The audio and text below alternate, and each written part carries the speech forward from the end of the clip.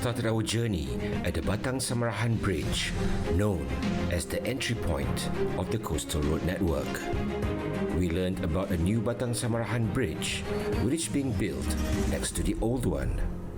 This new bridge is part of the second trunk road project, which will improve connectivity between the coastal and rural areas. We then crossed the Batang Sadong Bridge to explore Asajaya and Sadong Jaya, two coastal towns that offer an interesting seafood and spiritual experience. So, where do we go from here? Stay tuned for the second leg of our coastal journey exclusively on Bridging Borneo.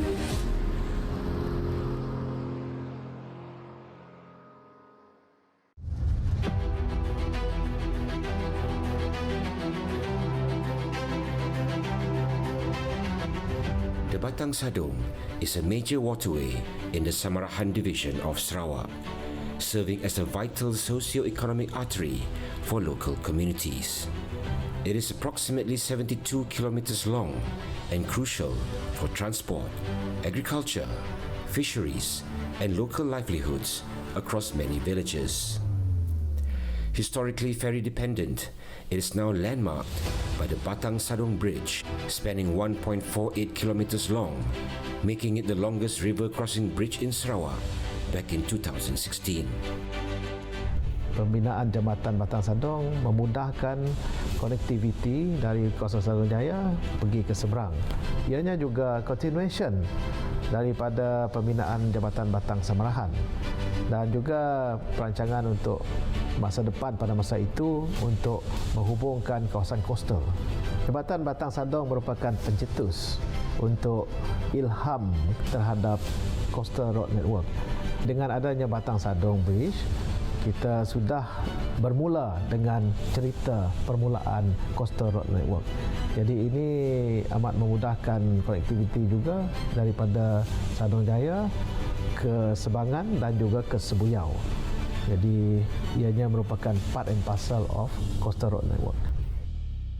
The Batang Sadong Bridge was therefore the catalyst behind the idea of Sarawak's Coastal Road Network, as it connects two very important districts in the Samarahan division, Sebuyau and Asajaya. It significantly reduced travel time from areas in Sebuyau to Kuching from over 4 hours to roughly 2.5 hours. Farmers and fishermen can now transport their products to urban markets more quickly and at a lower cost. So, what are the unique features of the Batang Sadong Bridge? Jambatan Sadong yang telah kita bina pada tahun 2012 dan siap sekitar pada tahun 2016. Jambatan ini sepanjang 1480 meter, balance cantilever dan mempunyai 9 piers dan 10 span. A balanced cantilever bridge is built by extending deck segments outward in opposite directions from a central pier, keeping them balanced to avoid tipping. Typically using pre-stressed box girders, these bridges are ideal for long spans over water, finishing by joining the cantilevers at the center. The span is the horizontal distance between two adjacent structural supports, such as piers. It is a critical measurement that determines the bridge's load capacity and structural complexity. It essentially refers to the part of the bridge that hangs over an obstacle without direct support from the ground below. The pier is a vertical, intermediate support structure that holds up the bridge deck and transfers its load down to the foundation and ground. Situated in water or on land, these permanent pillars resist vertical and lateral forces like wind, water flow, and traffic. They maintain the bridge's alignment and ensure structural continuity across multiple spans. Being one of the older bridges, what are the works involved in maintaining this bridge? Untuk kerja-kerja penyelenggaraan bagi jambatan ini, kita mempunyai satu pasukan untuk memantau untuk melihat sekiranya ada cracking, and then untuk melihat inspection joint sama ada rosak atau tidak setiap bulan. Pasukan ini akan memantau dari masa ke semasa. Sekiranya ada kerja-kerja kecemasan, kita akan terus membaik pulih jambatan tersebut. Sekiranya tiada maintenance dilakukan, kemungkinan kerosakan akan menjadi semakin besar bagi jambatan ini. Jadi pentingnya penyelenggaraan setiap bulan adalah untuk memastikan yang jambatan ini sentiasa selamat digunakan oleh pengguna. Harapan saya supaya penduduk dan pengguna menggunakan jambatan ini dengan baik dan tidak melakukan vandalism ke atas jambatan ini, supaya kita semua sama-sama dapat menggunakan jambatan ini dengan sebaiknya. The Batang Sadong Bridge have served the community well. It has transformed regional connectivity by eliminating long ferry queues, slashing travel time, and boosting socio-economic growth in Sadong Jaya, Semunjan, and Sebuyau. So, upon crossing the Batang Sadong Bridge, we turned left to continue our coastal journey to the rustic river-mouth town known as Sebangan. The area was historically part of the trade routes along the Batang Sadong and Sebangan rivers, with local settlements dating back to the late 19th century. Situated near the mouth of the Sebangan River, it is known for its quiet, old-world charm, offering scenic views of coastal hills and Mount Silabu, the highest peak in Sebangan. It is here that we found a unique seafood trade that has been going on since the 1960s. Pada tahun 1960-an, kita orang syarikat kami sudah mengenal pasti kawasan Sebangan ini kaya dengan obor-obor merah. Jadi penggunaan feri bukan saja untuk pengangkutan penduduk, tapi hanya untuk pengangkutan ekonomi dan sosial untuk kampung Sebangan sini. Jadi pada tahun 1980, syarikat kami telah masuk dalam kawasan-kawasan Sebangan ini untuk membangunkan ekonomi penduduk untuk kampung Sebangan sini. Who would have thought that in a little town like Sebangan, there is a vibrant red jellyfish industry, and they have been processing and exporting this exotic delicacy to Japan, Taiwan, and China for over 40 years. More on this after the break.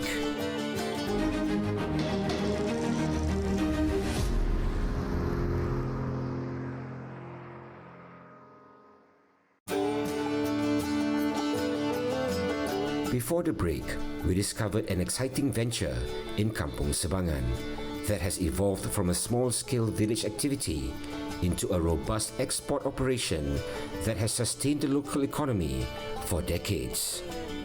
So, what is special about this red jellyfish from Kampung Sebangan? Di kawasan Kampung Sebangan ini kaya dengan obor-obor merah. Jadi obor-obor merah ni terdapat banyak manfaat dia lah. Dia banyak dari segi kesihatan kulit sebab dia kaya dengan collagen dan bagus untuk connective tissue. Dari segi nilai, obor-obor merah juga tinggi berbanding dengan obor-obor putih. The high value of the red jellyfish is mainly due to the tedious steps of processing it, not to mention its seasonal marine occurrence. After being delivered by the fishermen, they are separated into the umbrella or bell and oral arms or the head. Both parts are washed in seawater to remove mucus, gonads, and debris. They would then undergo a time-consuming, labor-intensive, multi-stage brining process. This process is a traditional preservation technique using salt and alum to dehydrate, firm up, and sanitize the creature, turning its gelatinous body into a crunchy, stable food product. The entire brining process usually goes on for 14 days. The final product is a firm, yellowish, rubbery yet crunchy looking piece. In case you're wondering which parts of the jellyfish is turned into these pieces, it's practically all of it, from its tentacles, the neck, and the fins, according to local description. So now, the golden question is, how does it taste like? Ini obo-obo dia sebenarnya tidak ada rasa. Dia ikut rempah. Rempah itu apa? Dia biar rasa apa? Jepun suka rempah apa? Dia masuk rempah apa? China suka apa? Dia lokalnya suka rempah apa? Dia masuk apa? Pedas kah? Masam kah? Banyak jenis dia boleh ikut rempah, jadi dia punya rasa. Tapi dia punya taste crunchy semua sama. Fortunately, to sample this local delicacy in its various styles, we were served 3 different jellyfish dishes, prepared as umai, a traditional Sarawakian raw fish salad. There is the village style, the urban style, and the Chinese style.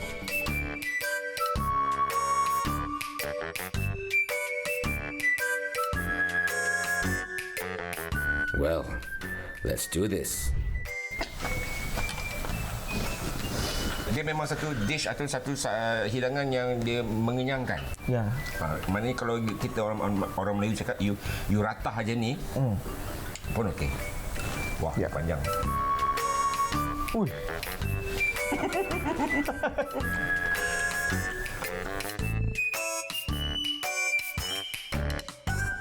Baru sekarang saya tahu yang sebenarnya obo-obo ni memang satu masakan yang boleh diketengahkan. Maknanya kita banyak orang boleh cuba. Cuma orang kita tak tahu sangat Macam mana cara orang dia? tak tahu cara nak memasak dia. Ya, betul. Saya rasa yang paling penting adalah cara nak memasak obo-obo ni. Ya, Either dia yang kering sikit tak basah atau yang berkuah ataupun yang mengikut ramuan-ramuan yang digunakan lah. Ya, betul. Okay, terima kasih. Ko. Thank you. Wow. Saya makan lagi lah. Makan. You pun silakan. Serve. Ya. The jellyfish business is not the only industry that is thriving in Sebangan. Due to its fertile coastal soil, a coconut replanting project has been developed to transform Sebangan into a major coconut hub, which will improve farmers' household income and support sustainable agricultural growth. Seperti yang kita sudah dapat lihat di sekeliling, memang ni kawasan kelapa yang dah lama, ada yang dah di-abandon, ditinggalkan. So, tugasan kita adalah untuk membangun semula tanaman kelapa. Sebab permintaan untuk kelapa memang adalah, memang tinggi. Memang tinggi. Terutamanya untuk kelapa segar dan kelapa tua yang untuk diproses. Ada varieti kelapa khas untuk industri. Untuk kita buat santan, kita ambil untuk sabut dan sebagainya. Untuk yang segar, kelapa pandan seperti yang kita lihat di belakang. Memang kelapa pandan yang kita tanam untuk keperluan segar lah. Coconut is a lucrative business with potential high returns per tree. The domestic and global demand for coconut products is growing, leading to shortages that local production aims to fill. Several villages in Sebangan have been identified to achieve this goal. Kita diberi cabaran untuk menanam lebih kurang 110 hektar untuk pekebun kecil di kawasan Sebangan sahaja, Sebangan Sebuyau. Seterusnya kita akan besarkan daripada situ setelah dalam masa tempoh beberapa tahun kita kena besarkan untuk mencapai sekurang-kurangnya 2,000 hektar. 2,000 hectares is roughly the size of 2,800 football fields. That is the long-term goal. To expand coconut cultivation in Sarawak to 2,000 hectares. To achieve this target, a 35 million ringgit agricultural research and development facility called the Agro Research Lab was created in neighbouring Sebuyau. This lab is primarily dedicated to the modernization and expansion of Sarawak's coconut industry, with a vision to transform coastal areas into a modern agricultural hub. So, how has the new road networks and the bridges to the east and west of Sebangan contributed to the coconut industry that is being developed? Dengan adanya jaringan jalan raya dan jambatan yang dibina sekarang, memudahkan kelapa ini dipasarkan lah. Seperti yang kita sudah maklum, punya kelapa ini memang kita dapati memang dihantar ke Kuching ataupun dihantar ke Sibu. Dua tempat ni lah. Yang kita tahu daripada pemilik kebun yang sedia ada lah. Dan Sembahan sendiri memang dah ada dengan kilang-kilang ataupun pengusaha yang memproses hasil-hasil kelapa. Dan pada masa yang sama juga mungkin dari sebelah bahagian betong, bahagian yang ada mengeluarkan kelapa dengan mudah dibawa ke sini. Dengan jaringan ni mudah untuk memasarkan hasil kelapa itulah. Sebab industri memang dah ada, permintaan memang dah ada. Jadi connection tu yang perlulah untuk mengedarnya.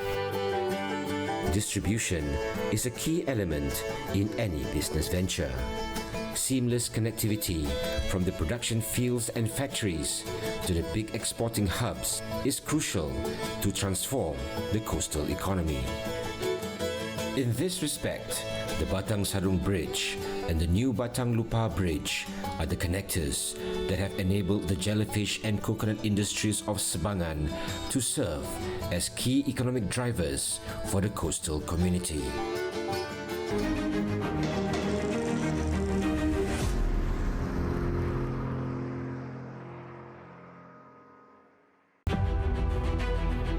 Before the break, we discovered the exciting developments in Sebangan, namely surrounding its jellyfish and coconut industries.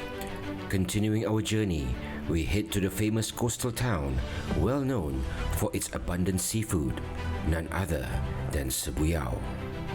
Even its name is derived from the Melanau word buyo, meaning crab, referencing the abundance of crabs found here historically. The importance of this small fishing village was recognized when it was elevated from a sub-district under Semunjan to a full district in 2021. So, what is exciting about Sebuyau? Keseluruhannya di Sebuyau kita ada air terjun Lunying di Kampung Lunying, dan juga kalau tuan-tuan nak tahu, di Kampung Entango kita ada sistem tagang ikan tilapia dan ikan purau juga di situ. Dan selain daripada itu, tarikan utama untuk Sebuyau adalah ikan terubuk. Dan Sebuyau amat dikenali dengan ikan terubuk. Kalau nak makan ikan terubuk, terutama sekali telur dia, pergilah ke Sebuyau. Being a major hub for Sarawak's most famous fish, Sebuyau serves as a critical strategic hub in Sarawak's coastal and second trunk road projects, acting as a vital intersection where the coastal road meets the second trunk road. With the completion of the Batang Lupa Bridge, the longest river crossing bridge in the whole of Malaysia, Sebuyau will be the primary gateway between the Kuching Samarahan divisions and the Betong Sibu divisions. So, what is the impact of these mega projects to the people of Sebuyau? Bila dah menjadi laluan, jadi kegiatan ekonomi akan bertambah. Bila dengan kepadatan, dengan trafik kereta keluar masuk ke Sebuyau, jadi akan membantu sedikit untuk ekonomi dan akan menambah pendapatan penduduk lah. Penduduk daripada utara boleh datang ke Sebuyau dengan masa yang singkat, dengan memandu, dan boleh beli ikan terubuk di Sebuyau selain daripada di Kuching. Now, before we meet the star of Sebuyau, we were intrigued to find out more about the fish tagang system mentioned earlier. So, we made our way to Kampung Entango, roughly about 20 minutes from the Sebuyau town centre. Kampung Entango ni telah wujud mengikut apa yang Datuk saya Encik Bajik Putih bagi tahu, telah wujud selama 200 tahun lebih, dan penduduknya terdiri daripada hampir kesemuanya Iban, dan sekarang kita ada bilangan lebih 500 orang penduduk. Dan pekerjaan penduduk di sini ramai tanam padi, tanam lada, dan ada juga menuri getah. Tapi sekarang ramai yang sudah bekerja di perusahaan-perusahaan yang terdekat lah. So, what is special about Kampung Entango? Untuk mengekalkan keaslian hutan dan sungai, ia tidak akan berkekalan kalau kita sekadar membuat rancangan nak kekal saja, nak melihara, tapi kita perlu ada aktiviti. Jadi aktiviti yang baik, yang paling sesuai adalah kita buat pemeliharaan sungai, pemeliharaan hutan, dan memperkenalkan sistem tagang. Tagang simply means to prohibit or restricted in the Iban language. The system is a community-based river management program designed to protect and restore native fish populations, particularly the high-value empurau and sema. Managed by the Sarawak Agriculture Department and local village committees, over 23 villages across Sarawak participate in this initiative, fostering a sense of shared responsibility for the state's riverine ecosystems. So, how does Kampung Entanggo sustain such a noble initiative? Kalau sekadar satu saja projek yang diperkenalkan, tidak akan berpanjangan lah. Jadi oleh sebab itu, kita cuba memperkenalkan macam homestay. Jadi kita sudah mula projek ini dalam setahun lebih dan setakat ini masih dalam peringkat awal. Tujuannya adalah apabila sistem tagang kita mempunyai banyak ikan nanti, pelawat boleh datang bermain dengan ikan, dan kalau mereka perlu tinggal di kampung, resort kita ataupun tempat penginapan sudah ada, boleh disewa, dan malam mereka boleh buat barbecue. The conservation efforts by the people of Kampung Entanggo is truly an amazing community initiative. With the completion of their jungle resort, it is the perfect retreat from the hustle and bustle of city life to enjoy nature in the most authentic and peaceful way. After looking and feeding all these fish, it is now time to meet the star of Sebuyau, the glorious Trubo fish. Renowned as the area's biggest attraction, this fish is not just food. It is a cultural icon and a culinary treasure. We were fated with 4 different preparation styles of the trubo: the famous fried salted version, grilled, fried, and steamed. It's time to savor its tender flesh, distinctive rich flavor, and prized raw.